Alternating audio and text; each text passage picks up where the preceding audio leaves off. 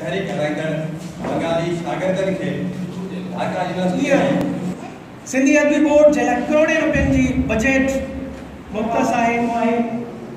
सिंध सलामत पैगाम असांजे शाइरी हुनखे अलाई इस्लाह 21 फरवरी को असांजो ॿार अंग्रेज़ी ॻाल्हाए थो, असांजो ॿार इंग्लिश मीडियम स्कूल में पढ़े थो त असांजो ॿार ज़हीन आहे, पर तव्हांजे ॿार जी ज़हानत इहा न आहे त उहो इंग्लिश ॻाल्हाए। इंग्लिश हिकिड़ी लैंग्वेज आहे, अंग्रेज़ी हिकिड़ी लैंग्वेज आहे, हिकिड़ी ज़बान आहे। उहो ॿार कंहिं बि स्टेज ते अची सिखी सघे थो।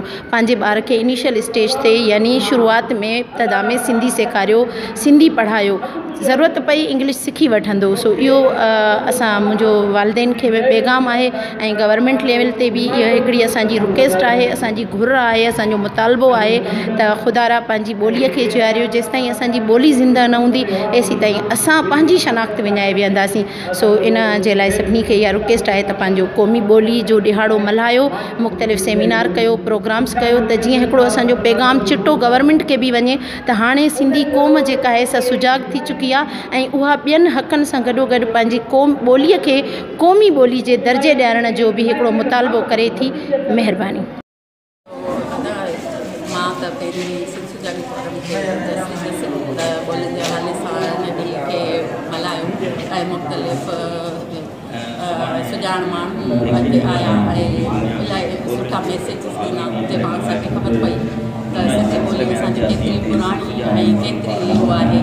ऐं हाणे मां इहो बि आहे त असांजी पूरी वर्ल्ड लेवल ते इनखे रविज करणु ऐं असांजी ज़िमेदारी आहे, शौर जी ज़िमेदारी आहे त लिखूं ऐं पढ़णु इलाही शरीर जो आहे। पढ़ंदासीं त पुराणा किताब जेके आहिनि उन्हनि में असांजी वेझ सिंधी जेका आहे ॿोली त उहा लिखियल आहे त असां पढ़ंदासीं त असां लिखी सघंदासीं, लिखंदासीं त किथे ॻाल्हाए सघंदासीं, माना पंहिंजो मैसेज कन्वे करे सघंदासीं।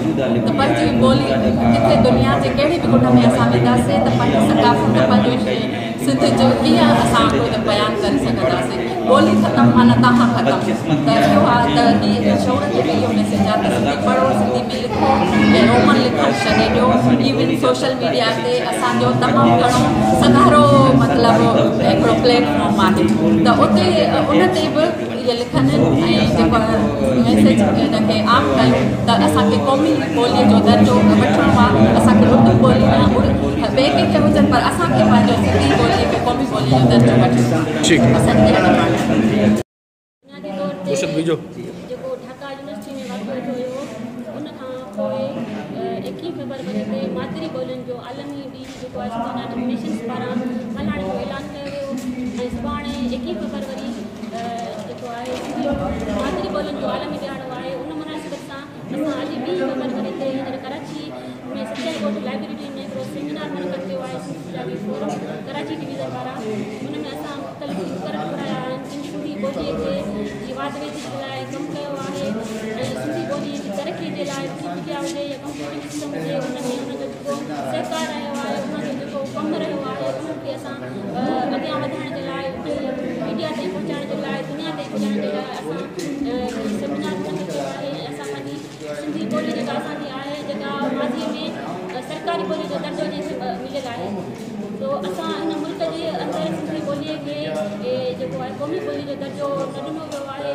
असां हर जेको क़ौम जी जेको सुञाणप सिंधी पंहिंजी ॿोली हूंदी आहे ऐं असां पंहिंजी ॿोली सिंधी ॿोलीअ खे उहो मान ॾियण जे लाइ, उहो मर्तबो ॾियण जे लाइ ऐं मुख़्तलिफ़ पंहिंजी कोशिशि कंदासीं त असांजी सिंधी ॿोलीअ खे मादरी ॿोली जो दर्जो ॾिनो वञे, क़ौमी ॿोली जो दर्जो ॾिनो वञे। उनजे करे असां अहिड़ा सेमिनार कराईंदा रहंदासीं।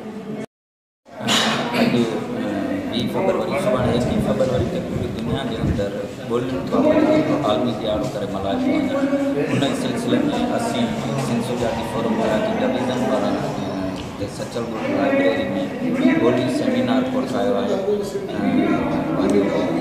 ॿोलियुनि जे आलमी ॾींहं जे हवाले सां तव्हांजे तवसुल सां पैगाम ॾियणु चाहींदुसि त जंहिं बि क़ौम जी ॿोली ज़िंदा आहे, ॿोली आहे, उहा क़ौम ज़िंदा आहे।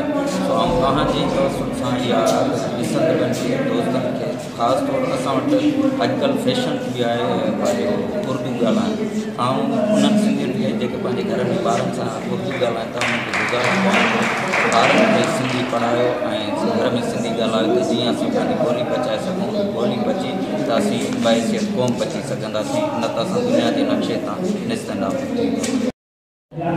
20 फरवरी ते असां 21 फरवरी ॿोलियुनि जे आलमी ॾियारे जी मुनासिबत सां सिलसिलावी फोरम पारां ॿोली जो सेमिनार ॿुधायो आहे।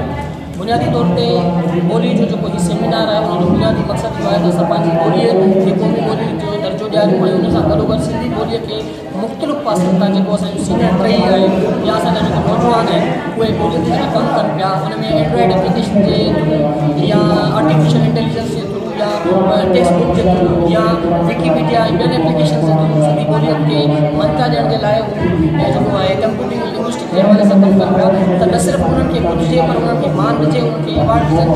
ॿियो 21 फरवरी जो ॿोलियुनि जो आलमी ॾींहुं आहे उहो तव्हां असांखे वाक़ुफ़ु आहियो त 21 फरवरी 1952 में ढाका जे अंदरि जेको शागिर्दनि ते ऑपरेशन थियो जंहिंमें केतिरा ई शागिर्द जेके आहिनि शहीद थिया पिया हेठि अॻियां हली उन इदारे यूनाइटेड नेशन जेको आहे 1999 में उन ॾियारे खे दुनिया जो आलमी जेको आहे ॾियारो करार ॾिनो। सो उन मुनासिबत सां इहे ॾियारा मल्हाइबा रहिबा ऐं असां डिमांड कयूं न सिर्फ़ु सिंधी पर जेके बि दुनिया जे अंदरि ॿोलियूं आहिनि मादरी ॿोलियूं आहिनि उन्हनि खे क़ौमी ॿोलियूं जो दर्जो ॾिनो वञे ऐं उनजी ॿोलियुनि जी वाध बीज ऐं उनजी तरक़ी जे लाइ पंहिंजो किरदारु अदा कनि। हिन वक़्तु असीं कराची जे इलाइक़े सचल ॻोठ शहीद बेनज़ीर लाइब्रेरी में मौजूदु आहियूं जिते सिंध सुजाॻी फोरम पारां सिंधी ॿोली जे हवाले सां हिकु सेमिनार प्रोग्राम कोठायो आहे।